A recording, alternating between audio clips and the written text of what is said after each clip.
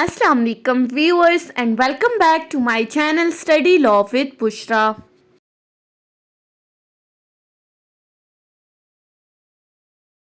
So we were discussing Contract Act 1872. We have discussed up till section 38. In this video we are going to discuss section 39 of Contract Act 1872. But before starting the discussion, I request you all to please subscribe to my channel and don't forget to press the bell icon for latest updates. Do share this video with your friends and don't forget to comment your feedback. So let's move towards the discussion. Section 39 of Contract Act basically deals with effect of refusal of a party to perform the promise wholly. अब section 39 का title हमें क्या कह रहा है कि उस चीज का इफेक्ट क्या होगा, किस चीज का इफेक्ट, कि जब एक पार्टी रिफ्यूज कर देती है, जब एक पार्टी इनकार कर देती है, किस चीज से इनकार कर देती है, किसी भी प्रॉमिस को पूरा का पूरा परफॉर्म करने से मना कर देती है, तो उस चीज का इफेक्ट क्या होगा। मीन्स टू से कि पार्टीज ने कॉन्ट्रैक्ट किया और अब एक party half of the contract पूरा करने के बाद इनकार कर देती है कि मैं फर्दर इस कॉन्ट्रैक्ट को पूरा नहीं करूंगी। तो जब उस पार्टी ने इनकार कर दिया तो उसका क्या इफेक्ट होगा, ये आज की वीडियो का टॉपिक है और सेक्शन 39 भी यही बात कर रहा है।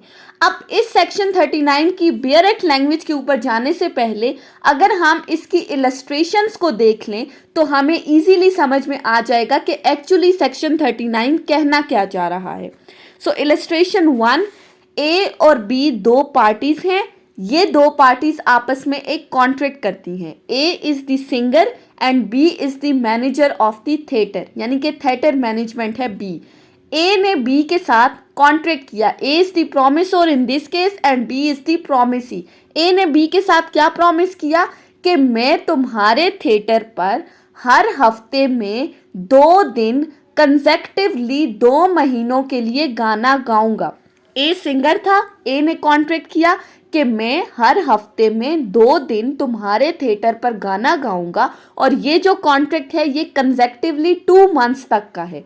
और बी जो प्रॉमिसी है वो ए के साथ क्या प्रॉमिस कर रहा है कि इस गाना गाने के बदले मैं पर नाइट तुम्हें 100 रुपीज पे करूंगा। ए और बी दोनों ने आपस में प्रॉमिस कर लिया। ए ने बी को गाना गाने का वादा किया, बी ने इन रिटर्न क्या कहा कि मैं उस गाने के बदले तुम्हें 100 रुपीज पे करूंगा। अब दोनों पार्टीज के दरमियान कॉन्ट्रैक्ट हो गया, दोनों पार्टीज के दरमियान एग्रीमेंट हो गया।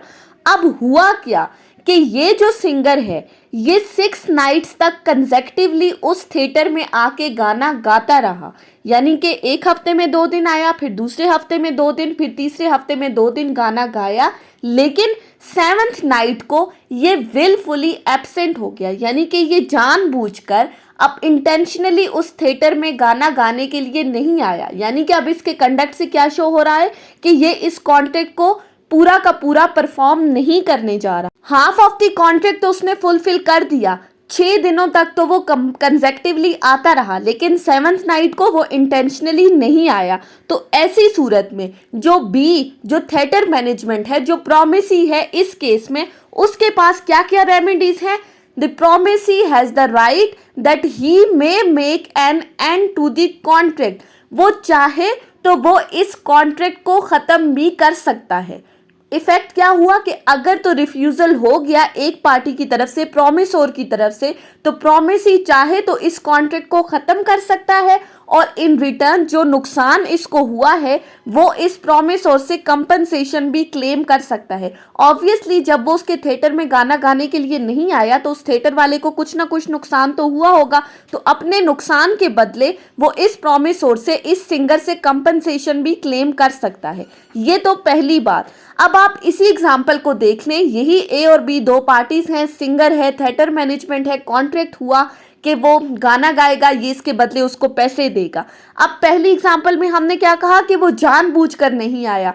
दूसरी एग्जाम्पल में हम क्या कह देते हैं कि अगर तो सिंगर जो है वो बीमार पड़ गया, ही फेल सिक, अगर तो वो बीमार पड़ गया और इस वजह से वो गाना गाने के लिए नहीं आया, तो ऐसी सूरत में क्या होगा, 6 नाइट्स तक उसने गाना गाया, 7th नाइट को नहीं आया, सेवन्थ नाइट को गाना नहीं गाया और अगले दिन 8th नाइट को वो क्या हुआ, आके थिएटर में गाना गाने लग गया। जब वो थिएटर में गाना गाने के लिए आया तो जो बी थिएटर मैनेजमेंट है, जो प्रोमिसी है, उसने इसको गाना गाने से नहीं रोका। दैट मीन्स कि वो अपनी कंडक्ट से क्या चीज़ शो कर रहा है, वो अपनी कॉन्सेंट शो कर रहा है। अगर वो उसको गाना गाने से नहीं रोक रहा, इट मीन्स कि वो चाहता है कि इस कॉन्ट्रैक्ट को फर्दर पूरा किया जाए, वो इस कॉन्ट्रैक्ट को कंटिन्यू करना चाह रहा है।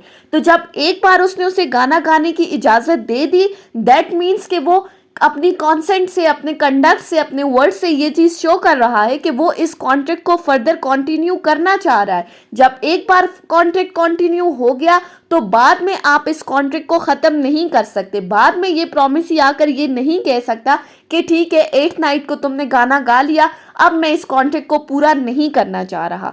ये सेक्शन 39 कहता है कि जहां पर प्रॉमिसी ने एक बार अपनी कॉन्सेंट अपने कंडक्ट से शो कर दी, उसके बाद वो इस कॉन्ट्रैक्ट को खत्म नहीं कर सकता। सो सेक्शन 39 बेसिकली दो बातें बता रहा है कि प्रॉमिसी के पास क्या राइट है कि वो इस कॉन्ट्रैक्ट को चाहे तो खत्म भी कर सकता है, और अगर वो खत्म नहीं करना चाहता और उसने इसको कंटिन्यू कर दिया है अपने वर्ड से, अपने कंडक्ट से ये चीज शो करके, तो बाद में वो इस कॉन्ट्रैक्ट को कंटिन्यू करने के बाद खत्म नहीं कर सकता।